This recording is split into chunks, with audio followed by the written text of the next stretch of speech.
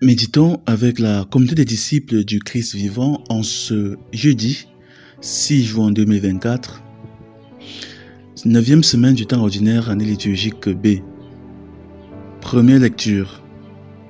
Lecture tirée de la deuxième lettre de Saint Paul apôtre à Timothée au chapitre 2, versets 8 à 15.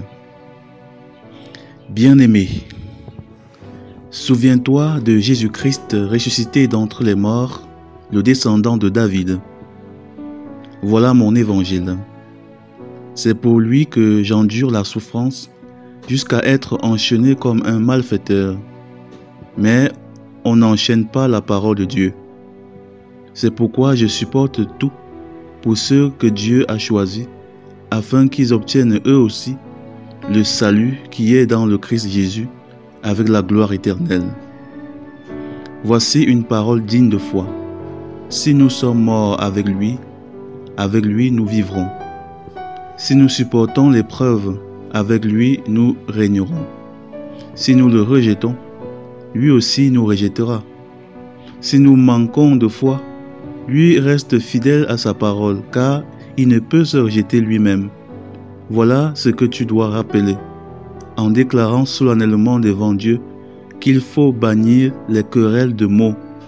Elles ne servent à rien, sinon à perturber ceux qui les écoutent. Toi-même, efforce-toi de te présenter devant Dieu comme quelqu'un qui a fait ses preuves, un ouvrier qui n'a pas à rougir de ce qu'il a fait et qui trace tout droit le chemin de la parole de vérité. Parole du Seigneur. Méditation. Frères et sœurs en Christ, que la grâce de notre Seigneur Jésus-Christ abonde dans chacune de nos vies. Ce matin, le texte de la première lecture est une consolation pour tous ceux qui ont décidé de tout donner pour le Christ, qui ont décidé fermement de rester sous sa bannière, sous l'étendard du Seigneur, peu importe les persécutions et les pressions. En effet, l'apôtre Paul s'adresse à Timothée, son fils dans la foi. Il lui rappelle que l'on ne peut pas enchaîner la parole de Dieu. On peut nous persécuter, nous bousculer, nous faire souffrir à cause de la parole de Dieu, mais on ne peut pas empêcher qu'elle porte du fruit en nous et pour le monde. Parfois, nous devons faire des choix radicaux pour le Seigneur. Parfois, nous sommes obligés d'accepter d'être écartés, rejetés, abandonnés, parce que nous voulons faire ce que Dieu nous demande. Lorsque nous décidons de servir le Seigneur, des obstacles se poseront inévitablement sur notre chemin. Des personnes ne seront pas d'accord. Certains essaieront de poser des pierres sur notre chemin. D'autres nous attaqueront physiquement, psychologiquement, émotionnellement et même spirituellement dans l'espoir de nous faire devenir comme eux, les adversaires de l'Évangile. Parfois aussi, nous allons être accusés à tort et de tous les maux, parce que nous avons refusé de nous plier au mensonge, au pouvoir et à l'argent. Notre combat n'est pas de nous défendre, de montrer que nous avons raison. D'ailleurs, Saint Paul nous rappelle qu'il faut éviter les querelles de mots qui ne font que s'aimer le trouble. Parfois et très souvent, il faut choisir le silence et continuer le travail de l'Évangile, sachant que rien ne peut empêcher à l'Évangile de triompher. La semence de la parole de Dieu portera toujours son fruit. Nous devons juste travailler à être en accord avec cet évangile, à être une bonne terre pour qu'elle puisse porter du fruit en nous. Si les gens peuvent nous enchaîner et nous museler, ils ne peuvent pas museler la parole de Dieu. Le travail le plus difficile dans la vie chrétienne et qui devrait être l'objet de toutes nos aspirations, c'est d'être conforme à la parole de Dieu. Il faut se battre pour devenir amour comme le Seigneur, pour aimer inconditionnellement, pour aimer même dans la persécution.